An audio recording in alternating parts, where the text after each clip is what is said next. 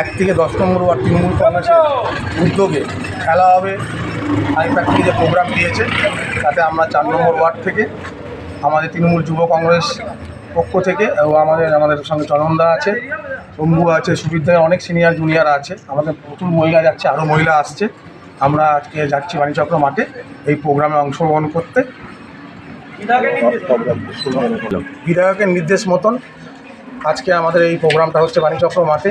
আমাদের হুগলি শ্রীরামপুর জেলার যে আমাদের সভানেত্রী প্রিয়াঙ্কা সে থাকবে, আমাদের চেয়ারম্যান থাকবে, এমএলএ সাহেব আজকে আপনারা জানেন বিধানসভার বাজেট চলছে, ওখানে গেছে, তাই উনি আজকে আসতে পারবে না। আমরা এখন এখানে জড়ো হয়েছি, এখান থেকে এখনই বেরোবো, আরও লোক আসছে আস্তে আস্তে মাঠে। আমরা আজকে খেলাটা সুন্দরভাবে হয়, ওর জন্য আমরা যুবর পক্ষ থেকে সবাইকে আহ্বান জানাচ্ছি। আমার তৃণমূল যুব কংগ্রেসের ভাইদের এত সুন্দর আয়োজন উপস্থিত হয়েছি এবং আজকে যারা পুরস্কৃত হবে তারাও এখানে উপস্থিত আছেন, আমার প্রিয় কাউন্সিলর এবং সর্বোপরি দলের যারা মূল সংগঠক তারা সকলে আছেন। আমি শুধু একটা কথাই বলতে পারি, গতকাল আমাদের জননেত্রী আমাদের সুপ্রিম কোর্টে গিয়ে দেশের ইতিহাসে একটা অন্যতম ইতিহাস রচনা করেছেন মানুষের কথা দিয়ে বলার।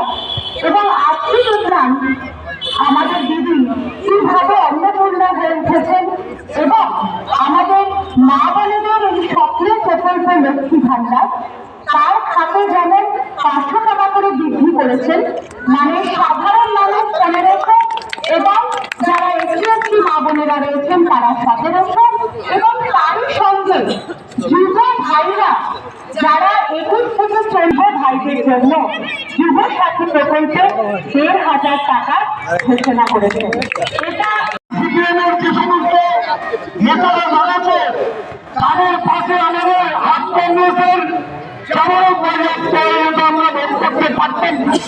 সেই জায়গায় দাঁড়িয়ে আজকে ইংরেজি তত্ত্বর পর মৌসুমী মাঝি সেই জায়গাটা বলেছে এবং সেখানে তিনি কাউন্সিলর রয়েছেন। আমি অত্যন্ত ধন্যবাদ জানাই।